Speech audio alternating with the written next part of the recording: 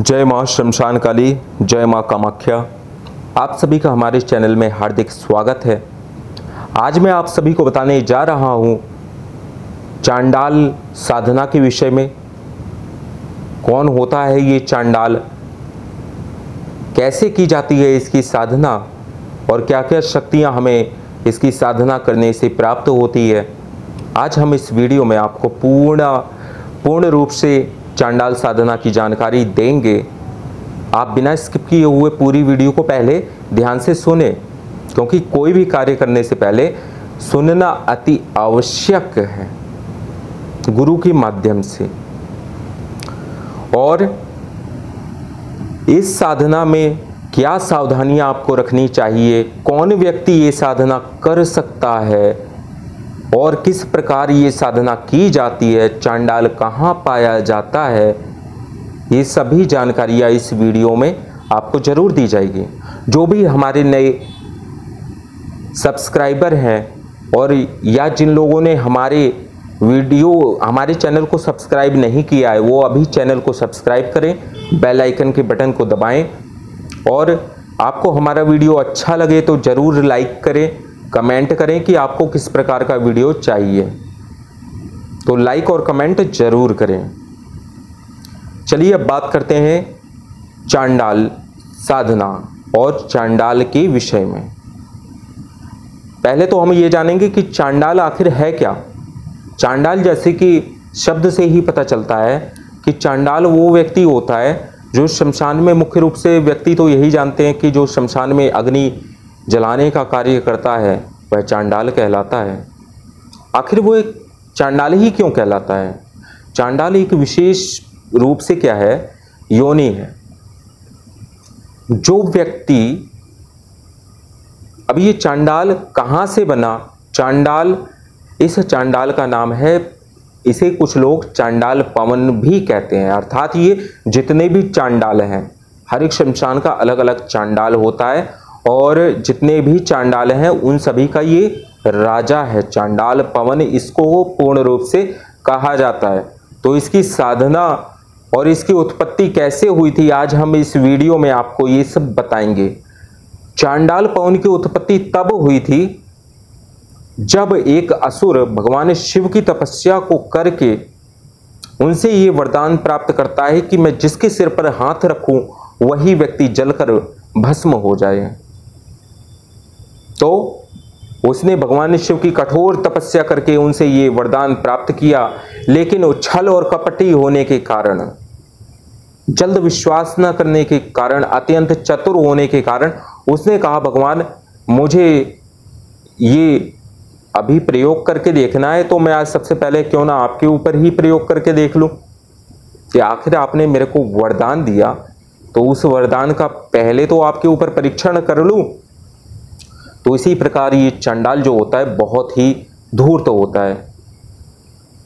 इसका जो स्वभाव है छल कपट से युक्त होता है, जिसके कारण इसको भस्मासुर जब भगवान शिव के पीछे दौड़ने लगा उनके सिर पर हाथ रख के परीक्षण करने के लिए, तो भगवान शिव एक जगह छिप के मोहिनी का अवतार लिया, तो वह शिव मोहिनी कहलाई। तो शिव मोहिनी की जब उत्पत्ति हुई तो उसको देख के भस्मासुर अत्यंत जो है कामातुर हो गया और उसने कहा कि मैं तुमको अपनी पत्नी बनाना चाहता हूं। इसके लिए फिर उस शिव मोहिनी ने शर्त रखी कि अगर तुम मेरे जैसा नृत्य करके दिखाओगे तो मैं तुमसे विवाह कर लूंगी। आखिर असुर तो क्या होता है कि उसकी बुद्धि ऐसी ही होती है, धूर्तता उसमें भरी होती है। और आपने देखा होगा जो भी लोग चांडाल होते हैं वो अपेक्षा करते हैं कि भाई किस प्रकार से जो जलाने आता है उससे भी वो कर ले लेते हैं। तो इतने धूर्त होते हैं। आखिर उनका ये काम भी है, कर लेना ही चाहिए उनको, तो काम होता है। फिर देवी ने जब उससे शिव मोहिनी ने ऐसा कहा तो वो तैयार हो गया। भस्मासुर उसका नाम था राक्षस का। तो असुर भस्मासुर तैयार हो गया और उसने वैसा ही नृत्य करने लगा जैसा वो शिव मोहिनी करती जा रही थी। और अंत में मोहिनी ने जब अपने सिर पर हाथ रखा तो शर्त के अनुसार उसने भी अपने सिर पर हाथ रख दिया और वह जलकर भस्म हो गया और उसको चांडाली योनि की प्राप्ति हुई, इसलिए वह चांडालों का राजा चांडाल पवन बन गया। यही है चांडाल पवन की उत्पत्ति। यह मुख्य रूप से चांडाल पवन केवल महाकाली और शमशान काली की ही बातें मानता है, अन्य किसी की भी बात ये चांडाल पवन नहीं सुनता है। अब यह चांडाल पवन क्या क्या कार्य कर सकता है, ये जो भी आप इससे अच्छा बुरा कार्य कहोगे सब कर सकता है, लेकिन अब इसका क्या कार्य है?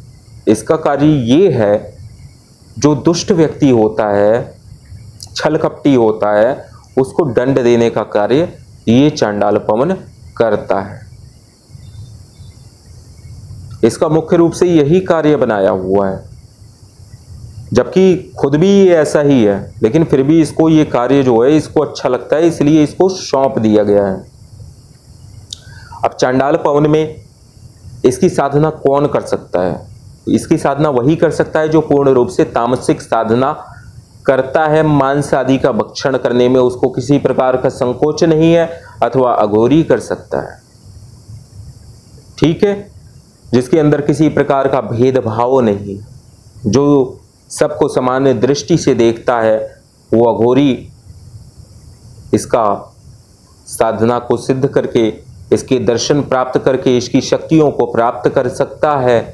अब इसकी साधना कैसे की जाती है वो हम आपको बता देते हैं। इसकी साधना किसी भी चतुर्दशी को शनिवार पड़े या कृष्ण पक्ष का शनिवार हो तब से आप प्रारंभ कर सकते हैं और अगले 30 दिन तक लगातार इसकी साधना होती है, अथवा आप किसी भी माह की अमावस्या से अमावस्या तक इसकी साधना कर सकते हैं। इसकी साधना में ये रहता कहाँ पर है ये भी बता दें आपको।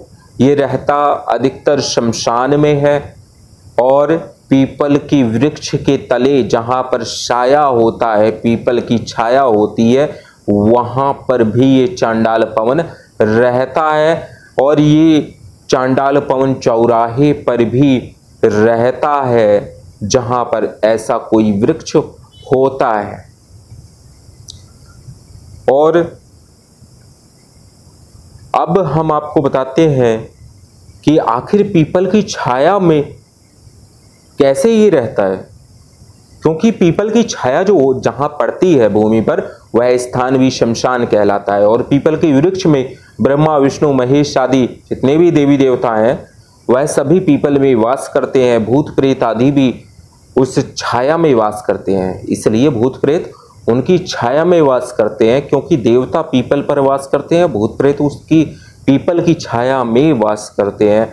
इसीलिए दोपहर में कई जगह आपने देखा होगा कि जो व्यक्ति इधर उधर जाते हैं तो पीपल की छाया से अगर वो गुजरता है या पीपल की छाया के नीचे उसने किसी प्रकार से कोई धूर्तता कर दी मूर्खतावश, तो उसके ऊपर वह प्रेत या पिशाच लग जाता है, उसको परेशान करता है, उसके ऊपर सवारी ले लेता है। तो इसी प्रकार से पीपल के नीचे किसी भी प्रकार से कोई गलती ना करे, जूठा भोजन ना करें, किसी प्रकार से वहां बैठकर उस स्थान को, पीपल के पेड़ को अशुद्ध ना करें। पीपल के पेड़ पर केवल साधक का ही उसको पूजा के लिए ही प्रयोग किया जाता है, ऐसे गलत कार्य करने के लिए पीपल के पेड़ की आवश्यकता नहीं है। और जो लोग ऐसा कार्य करते हैं, पीपल के नीचे खाना पीना खाते हैं, वो महाधूर्त हैं। ऐसे लोग ही आगे चल के परेशान होते हैं, उनका क्या है, वंश नाश हो जाता है पूरा। इसीलिए पीपल के वृक्ष को कभी काटना भी नहीं चाहिए। किस प्रकार से कौन सा देव या असुर शक्ति आपसे कुपित हो जाए और आपके घर के कुल देवता कुपित हो जाए, देवी कुपित हो जाए, तो इसलिए पीपल के वृक्ष को कभी ना काटें। इसलिए चांडाल पवन की जो साधना है उसमें सूअर का मांस लगता है, दारू यानी मदिरा का सेवन किया जाता है, पूर्ण रूप से गंदा रह करके इसकी साधना की जाती है, जिसमें आपको बिल्कुल भी स्नान नहीं करना है, दांत भी साफ नहीं करने हैं और किसी भी प्रकार से आपको ज़्यादा जो है किसी से वार्तालाप भी नहीं करना है, ऐसे ही पागलों की तरह पड़े रहना है, ठीक है। इसी प्रकार से ये चांडाल साधना सिद्ध होती है।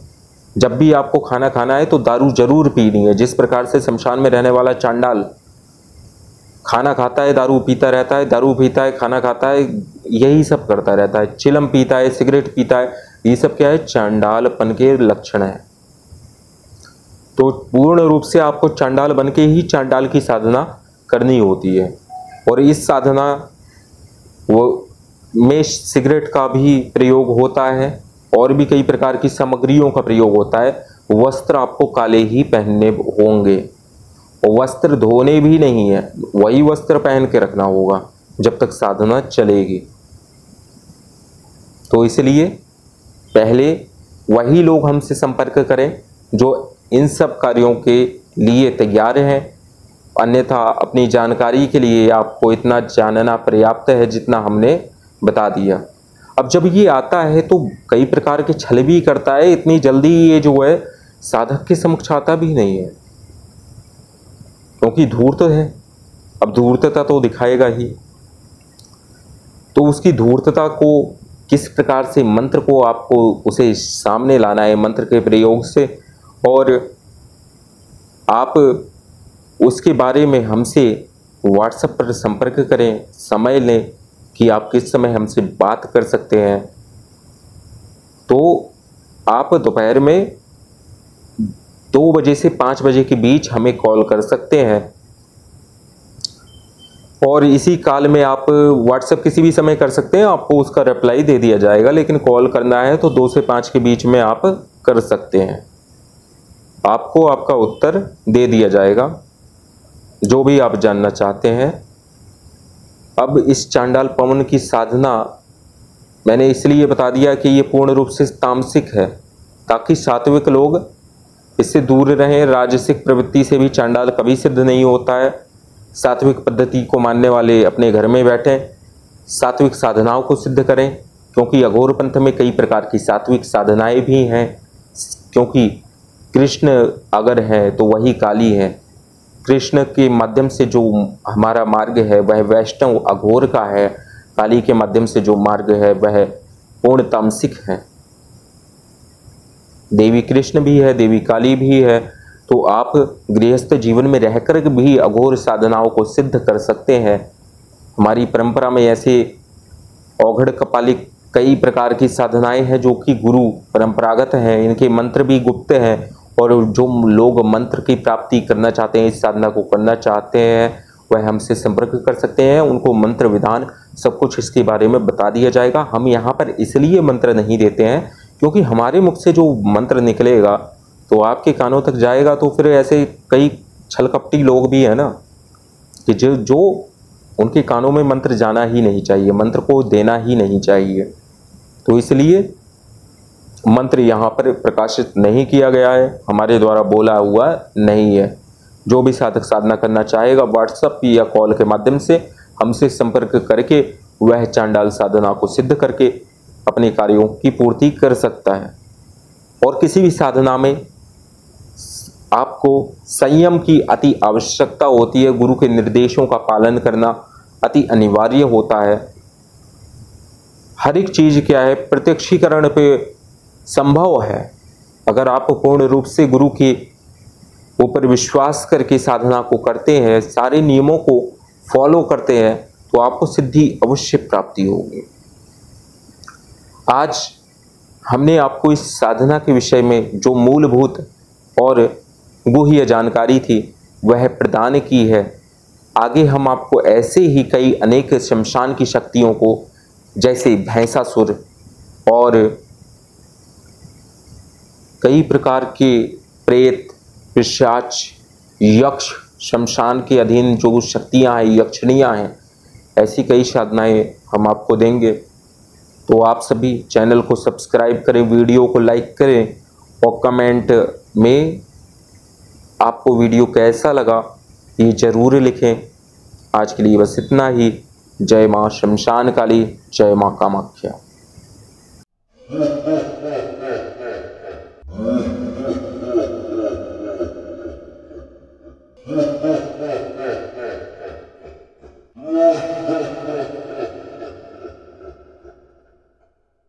है।